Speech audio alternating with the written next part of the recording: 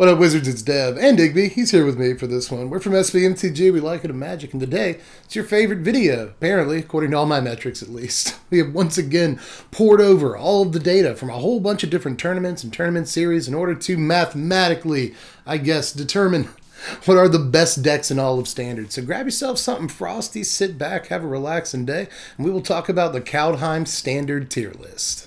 Yo, I'm sorting through some heinous haters like a pooper scooper. I'm just trying to take my life like a Koopa Trooper. I'm Double Mario, that mean I'm super.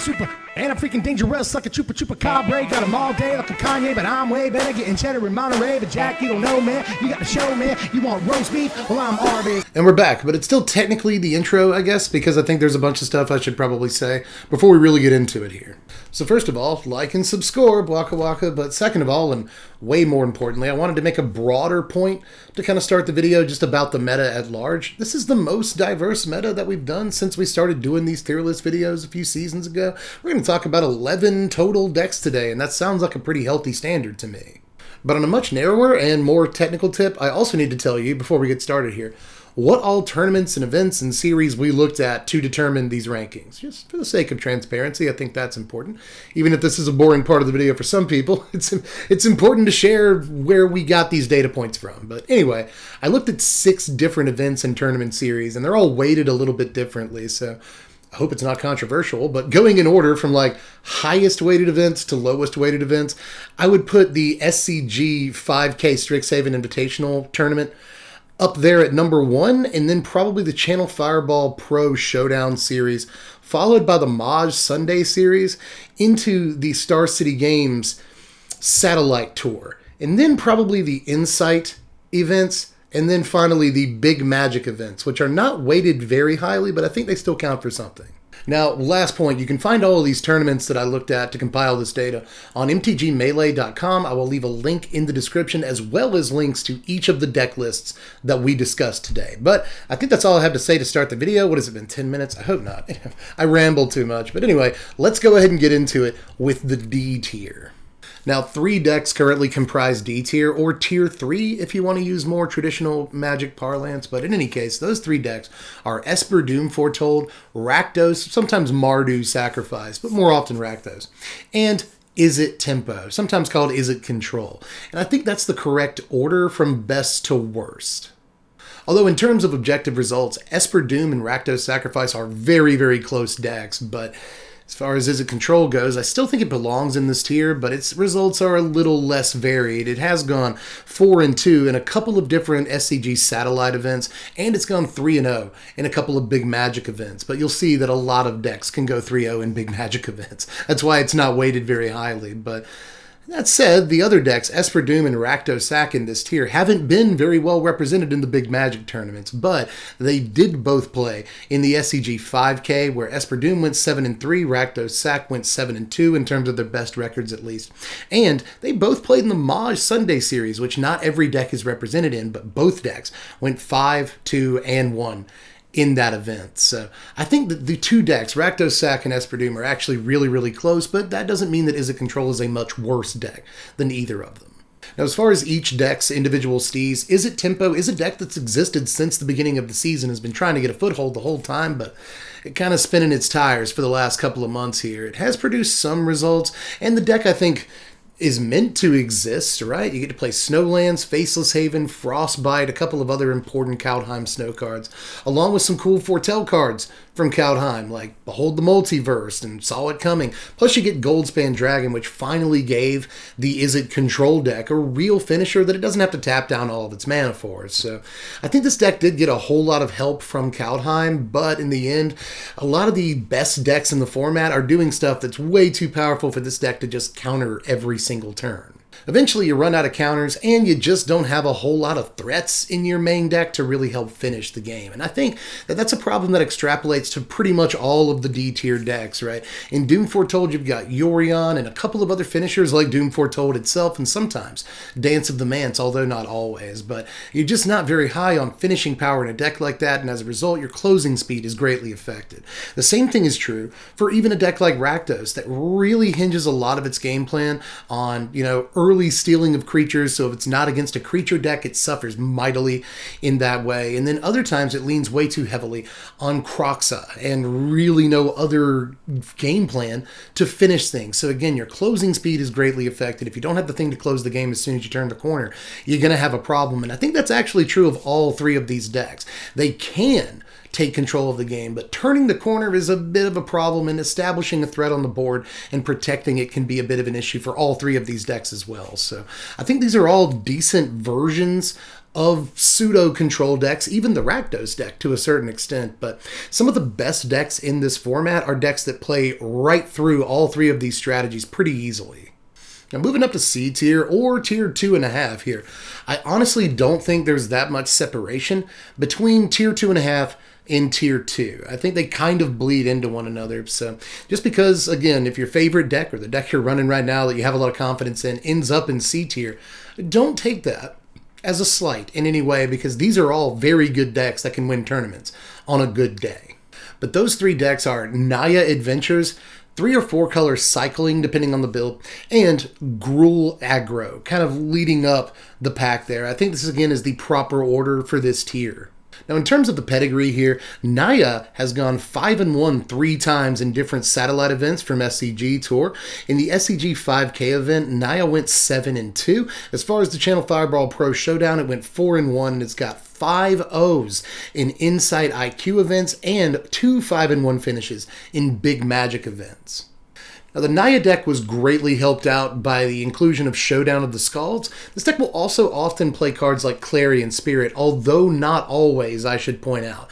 For the most part, Showdown of the Scalds is what really brought things together in this deck, and really the question is, I think, for adventure players at this point, do you want to go very, very fast and play Gruel? Do you want to play a little bit more of a mid-game, we can still close the game on turn 4, turn 5, turn 6 very often. We're not a slow deck, but we're not a very fast deck either. I think those are the Naya players. And the much slower players, the players that are more inclined to play ramp and play huge spells in the very end game, they have a different deck, but we'll talk about that one a little bit later in the video. All things considered, I do like this Naya build quite a bit. I like it more than the Gruel Adventures builds that we're seeing right now. Even though the Gruel Adventures builds do have the ability to go a little bit faster, I like the fact that these Naya builds can reestablish after a sweeper because of Showdown, and I think that's really, really important. I also think they draw cards a little bit easier in the early game thanks to the fact that they have Edgewall Innkeeper plus Giant Killer, or Edgewall Innkeeper plus even in some cases Fairy Guide Mother. So these, Edgewall Innkeeper into draw a card for 1 mana, setups, I think are really, really good, especially for a deck like this that wants to play Showdown, draw those 4 cards, and then the next couple of turns just explode with spells to make its creatures as big as possible, especially any flyers it has access to. In that case, I really like the ability to Edgewall Innkeeper, pay 1 mana, draw a card, play something else, and just make your board huge. So I think the Showdown, the Naya deck, has a really, really cool game plan that ends up working more often than not, especially considering the record. Now, as far as cycling goes, this is a deck that we all know, but we don't necessarily all love. I like cycling. It reminds me of playing Fluctuator in 1998. That was one of my favorite decks back then. So I'm still a big fan of cycling. And trust me, this one is way more fair than playing against Fluctuator, which kills you on turn 2. But still, I'm a fan of the cycling deck, and the records lately has been pretty good for it. In terms of different events, it was represented at the Maj Sunday series, where it went 4-1-2. You don't often see decks draw twice, but there it is. It did go 5-1 4 different times in different SCG Tour satellite events. It's actually one of the better decks in terms of SCG Tour satellite results. It went 7-2 in the SCG 5K Strixhaven event. It went 5-1 in the Channel Fireball Pro series, and as far as the Big Magic tournaments, it's gone 5-1 twice and 4-0 in a Mythic Society tournament. The only deck to have a perfect score, or a perfect record in a Mythic Society tournament that I saw while I was doing my research. So cycling does have some actual real results, especially in the last couple of weeks where it's been really in vogue. And the deck still works the same way it always did. Cycle a bunch of stuff, Zenith Flare for the win, and along the way you can use Drannith Stinger to deal damage to them, Drannith Healer to gain life, or Valiant Rescuer to make tokens, Flourishing Fox to get really big and punish boards that don't have good removal and stuff like that. It's just a fairly versatile deck. It's a lot more versatile than it gets credit for, because in the end, it's not just Zenith Flare that wins this deck the game. It has a lot of different plans, but obviously Zenith Flare is usually the thing that wins in the end. But still, I think that Cycling is a deck that really never gets enough credit and has the ability to come out from just out of nowhere and win tournaments, and we have been seeing that a little bit, especially in the last, say, 3 weeks of this season. So always remember that Cycling is a deck that exists. And finally, what can I say about Gruel? It does have some good results this season, but how the mighty have fallen in some cases, right? I mean, Gruel has been one of the best decks in the format for the last couple of tier lists. So, in terms of results, though, it did go 5-3-1 at the Maj Sunday series. Not an amazing record, but still a winning record. It's gone 5-1 3 times in SCG Tour satellite events, 8-2 in the SCG 5K, and a 7-2 finish in that same series as well. That's actually pretty impressive. 5-1 in the Channel Fireball Pro Channel Fireball Pro series, and then 3-0 in 2 different Big Magics. But again, a lot of decks do that. I don't really weight Big Magic too highly, but 8-2 in an SCG 5K Strixhaven event is actually, again, fairly impressive. So this deck does still have some power, but that said, it doesn't just doesn't have as many players as it used to. That's one of the things that happened with this deck, is that a lot of people moved on to what are considered to be more powerful decks at this point. And if you're going to play an aggro deck in this format, there are just far more consistent aggro decks that got way more new toys from Kaldheim, because this deck barely got any new stuff from Kaldheim, whereas the mono white decks and the mono red decks did. So, a 2-color aggro deck in a format largely determined by Faceless Haven, in terms of aggro decks at least, isn't going to be anywhere near as played, but the deck does still have real power to it in terms of the results I saw. That said, it's just nowhere near as played, and the results aren't as impressive as some of the decks on the top of the list that we'll get to. So, Gruel is still out here. It's still got its Brushfire Elementals, and its Edgewall Innkeepers, and its Bone Crusher Giants, and its Ember Cleaves, and its Kazandu Mammoths. It's the same deck it's always been, which is probably the major flaw in its plan right now. But moving up to B tier, or tier 2, if that's what you want to call it, it's fine with me. I don't care. We're talking about 2 decks in this tier, so we are slimming up a little bit. But again, I don't think there's a ton of separation between the power of these decks and the power of the decks in the last tier. But there is kind of a difference in terms of results. Now in B tier, holding on for dear life, we get Dimir Rogues, it's still here, I promise, and Mono White Aggro, a deck that's fluctuated an awful lot for the last few weeks, but has produced some results, right? It went 5-1-1 in the Maj Sunday series, 6-0 twice, and 5-1 twice in different SCG Tour satellite series. In the SCG 5K, Mono White has gone 12-1. One of the best possible records that you can have in the SCG Tour, as well as a 7-2 finish in the same series. And it's got a 4-2 and a 3-0 in the Big Magic events. That said, it hasn't been well represented in a whole lot of other tournaments this season at all. Even going back 3-4 weeks, as much as a month ago, Mono White, again, very fluctuating, very played towards the beginning of the series, but its popularity has been waning here towards the last couple of weeks. That said, it still did produce some real results. Or at least more real than any of the decks that we've looked at so far. But in terms of Dimir Rogues, this deck was not represented at Maj Sunday series, which was a big surprise for a lot of people. That said, it has gone 5-1 in 3 different SCG Tour series. In the SCG 5K series, it's done very well for itself, going 11-2, 10-2, and 7-2 4 different times. That's 6 different players that have had very well winning records with this deck in that same series. So it's very well represented in the SCG 5K. In the Channel Fireball Pro series, it's got a 5-1, and at the Insight event, it's got a 9-1, a very good record in those events, and it's gone 5-1 in a Big Magic. So Rogues is still very much out there too, in case you didn't know. And it's still very much the same deck in a lot of ways. It didn't really pick up much from Kaldheim. I think the problem is that a lot of decks surpassed Rogues in terms of power level once Kaldheim came out, just by getting a toy or 2 in some cases. It really didn't take much to tip the scales in some decks' favor, and Rogues just isn't the deck that it used to be. But again, that said, it can still go, 11-2, 10-2 in these big tournament event series, because especially in metas where people don't really account for Rogues tends to flourish. But it's still got all the same stuff that tilts you. You know, Ruin Crab, usually 2 by turn 2 into a Fabled Passage. Hilarious, right? Just everything the deck does is pretty annoying, and there's still a million different ways to build it, whether it's the Luris build or the deck that leans a little harder on Zareth San. But one way or the other, depending on the expected meta for any given weekend, rogues can come in and do what rogues do best, which is, you know, kind of stealth kill everyone that brought a different deck to the tournaments. Rogues is still pretty decent, even if it's got the same tired, kind of stilted game plan at this point. It's a proven one. And as far as mono white goes, this deck has been through a lot of changes since Kaldheim came out, right? It was already a deck before Kaldheim. But when Kaldheim came out, a lot of people experimented with different copies of Redain, different numbers of Halvar. Those have been cut back a little bit as the season has gone on. But probably the most important inclusion from Kaldheim this deck got was Faceless Haven. It plays through sweepers and is just the deck's best weapon against cards like Extinction Event and Shadow's Verdict and other stuff that would otherwise just completely destroy us. So Faceless Haven is probably what made this deck relevant again, all things considered. But let's move into the A tier, or tier 1.5 if you're still counting for some reason. But there's 2 decks in this tier as well, both the Teamer Adventures Obosh as companion deck and Mono Red. Good old trustworthy Mono Red still here. As we all know, Mono Red is very good in Best of 1, but I actually didn't count any Best of 1 results. They're out there, but I didn't count any Best of 1 results when coming up with this list. This is strictly Best of 3, and even in Best of 3, Mono Red is still producing really good results. And honestly, the results for Mono Red and Teamer Obosh are very, very close, but in terms of recent results, I actually think Obosh slightly edges out Mono Red. But Mono Red has still gone 9-1 in the Maj Sunday series, a good record. 5-1 in 3 different SCG Tour Satellite series. 9-2 and 10-2 in the SCG 5K. 7-1 in the Channel Fireball Pro Showdown.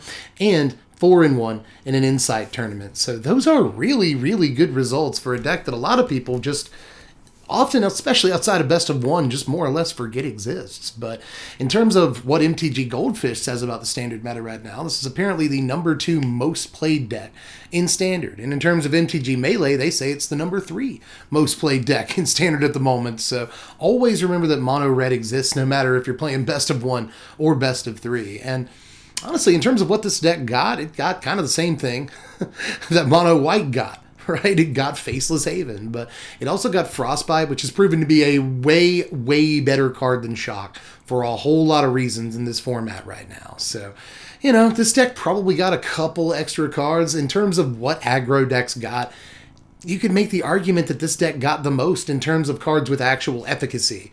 So, Mono Red has actually been jamming some real games lately. It seems like Mono Red is often a meme deck or just a deck that everyone hates but doesn't actually take seriously, and I'm pretty sure Mono Red was in my last top 3 decks in Standard video before I did this tier list, and it is still here almost on top of the mountain. So play Mono Red. It turns out it is good for some wins. But in terms of Teamer Obosh and its record, its data lately, in the Maj series it went 5-4, which is worse than 9-1, you may notice. But in almost every other way, it's done either as good or better than its Mono Red counterpart. Teamer Obosh has 5-1 in 3 different SCG Tour series, the same as Mono Red. In the SCG 5K, it went 9-2 twice and 7-2, so that's pretty good. In the Channel Fireball Pro Showdown, it went 8-0 and has 2 6-1 record players as well. And at the Insight Tournament, well, actually, this is Big Magic. It's the only deck with a 6-0 record in a Big Magic event all season so far, which is a pretty cool distinction, even if those tournaments aren't weighted very highly. That said, a perfect 8-0 in the Channel Fireball Pro Showdown is also pretty deadly impressive too. So, and these are all really recent events, right? Teamer Ramp has been a deck for a very long time at this point. I mean, before the last rotation, Teamer Ramp was a deck. Before Adventures were even a thing, Teamer Ramp was a deck. But, nowadays, the deck just keeps losing pieces, right? It lost Lucky Clover forever ago, and it turns out Adventure Creatures are still just worth playing. Especially with Obosh as your companion. When you can, Kazul's Fury a Beanstalk Giant and hit your opponent for 30. That seems pretty hot. The deck has a whole lot of different strategies and paths to victory. It's not just Genesis Ultimatum and Ugin the Spirit Dragon, although those are probably still the most important cards in the deck. But this deck just plays an unbelievable amount of super powerful cards and is pretty good at getting to the point in the game where it can actually cast those spells. You know, cards like Brazen Borrower and Bone Crusher Giant, and occasionally things like Scorching Dragonfire, other removal pieces, paired with Edgewall Innkeeper to draw extra cards, Lovestruck Beast to stall aggro decks and get you into the late game. The deck just has a bunch of extremely powerful pieces, amazing top decks, and once you do get to the late game, if you can actually resolve that Genesis Ultimatum, resolve that Ugin, you pretty much win the game. So I can see why this is effectively the second best deck in the format right now, at least by my count.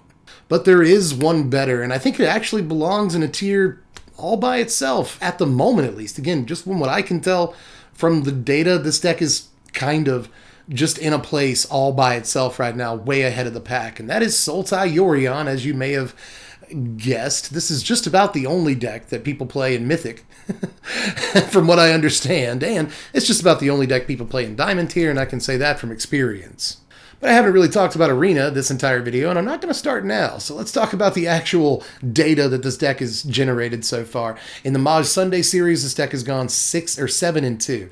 In the SCG Tour Satellite series, we got a 6-0 perfect record and 3 5-1 finishes. In the 5K SCG Strixhaven event, it's gone 12-1, the only deck besides Mono White to do that, and it's got a player with a 9-2 finish so far as well. It's also gone 4-1 twice in the Channel Fireball Pro Showdown series. 9-1, the only other deck besides Dimir Rogues to do that at an Insight event, and 5-0 in a Big Magic event. Perfect record right there. So this deck actually puts together a fair number of perfect records or one-loss records across a number of tournaments, and it is easily, in terms of not only, you know, sort of holistic, observational, anecdotal data about Arena, just from what I can tell, but also in terms of actual gathered data, the most played deck in the format by far. Like, when I was looking at this deck and gathering data for it, most decks have anywhere between, 8 and 20 pages of data on MTG Melee to look at different deck lists and tournaments and stuff like that.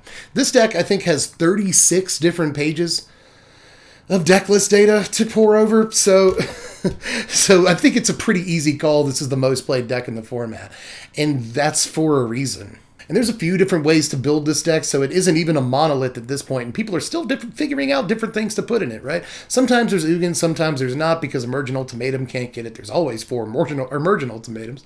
There's always, 4 Yorions within the deck list somewhere. 1 is Companion, usually 3 in the deck list. Binding of the Old Gods is probably the best card this deck got from Kaldheim, and it is a really, really sick card, super annoying to play against. Gives it the ramp it needs to get to Emergent Ultimatum. All that stuff is amazing about Binding, and again, probably the best card this deck got, but it still has access to a ton of powerful stuff, and people are trying different things out every day. Sometimes Vorinclex, sometimes not. Alrund's Epiphany, always, but what number? 2, 3, even 4 some of the time, because it's just that good. The other good card that this deck got from Kaldheim is Alrund's Epiphany, but other times you'll even see, like, the green Mythos in this deck.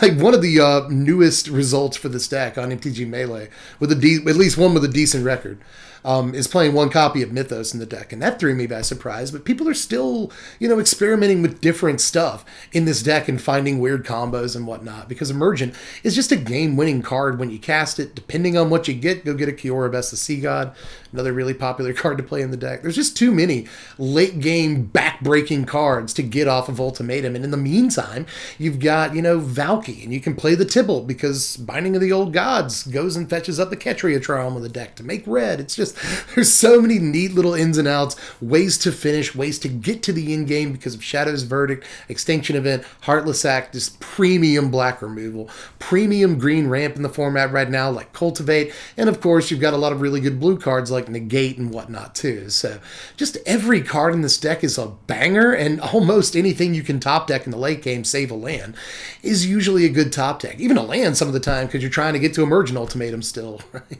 You might have 7 mana, but you don't have the mana required to cast it, so you need the 8th land, the last green source, whatever. So almost every card you can possibly draw off the top of your library in this deck has some relevance, and it's just unbelievable to try and play through the onslaught of just, you know, power level 10 spells in this deck, especially once it gets to a certain land count. It's just backbreaking to play against this thing, often demoralizing, and there's definitely, again, a reason why it's the most played deck in the format. That's because a lot of players decided they couldn't beat it, so they might as well join it. And in the end, I don't blame anybody for joining it, right? Because this is a really, really fun deck to play. I used to love playing Toast back in the day, the 5-color Cruel Ultimatum deck from, I'm dating myself at this point, like 15 years in the past. I used to love that deck, and this deck feels a lot like playing that deck, you know, sort of mid-range control, almost combo-y deck at some points, you know, kind of rampy. It just plays a little bit of everything about Magic the Gathering except for that dirty aggro. You know, so I really like a lot about this deck. It's really versatile. It's got a lot of powerful cards, a lot of fun things to do. So again, I don't blame anybody playing this deck right now, and I certainly don't blame people considering it the best deck, because by all accounts it certainly is. But that is the final Kaldheim standard tier list. Again, this is fairly subjective, but I try to make it as objective as possible by looking through not even just recent tournament data, but tournament data for the entire season. So again, I try to make this as objective as possible, but that's in some ways futile, because this will always be subjective, and everyone's got a favorite deck, and I'm sure there's going to be people in the comments like, I've gone 13-1 with my Basalt Ravager deck. That's my favorite new card. That's why I thought of it just now. But in any case, if you have been doing well with an off-meta build, let me know. And in the very recent future, is that right? In the not too distant future, is that better? We'll be doing a video about all the best off-meta decks in the format. So look forward to that. But if you enjoyed this one, again, subscribe to the channel for a bunch of content. Not only are we going to have the best off-meta decks video, but we're also going to be doing at least one more deck tech before we start doing Strixhaven spoilers. And Strixhaven spoilers start in 1 week's time. Can you believe that? The official previews start in like a week from when I'm releasing this video. So make sure you sub to the channel, hit the bell for notifications for all the Strixhaven spoilers, because it's going to be super hype. Aside from that, remember that you can look at any of the deck lists, or at least a model deck list for each deck that I talked about, in the description down there, and you can even visit MTG Melee through a link in the description. You can also check out the Patreon if you want to support this content. Just $1 a month, and you can vote on what we do around here. That's why we're even doing the standard tier list, because the patrons voted on it. So sounds like a good deal to you. $1 a month. I feel like I'm worth it. I put out good content, and if you'd like to support that, just hit the link in the description. You can also watch me play Magic, and perhaps someday even other video games, on twitch.tv/SBMTG. Again, a link in the description. Tons of stuff in that description. Just hit show more. Boom, links, kids. So check that out. And of course, if you order any of these decks through the deck list in the description, through TCG Player, they help me out a little bit. If you order any of these deck lists through them in paper, then that helps me. That helps me. So if you don't want to join the Patreon or whatever, just remember you can buy yourself some sweet Magic decks and help me without even meaning to. So do all that stuff, and I suppose that I'm done for this one. I don't feel done. It doesn't feel like we sewed it up properly here. But I guess I'm done until next time. So I'm done from the place. Thanks for watching, my wizards. Spread love and be kind.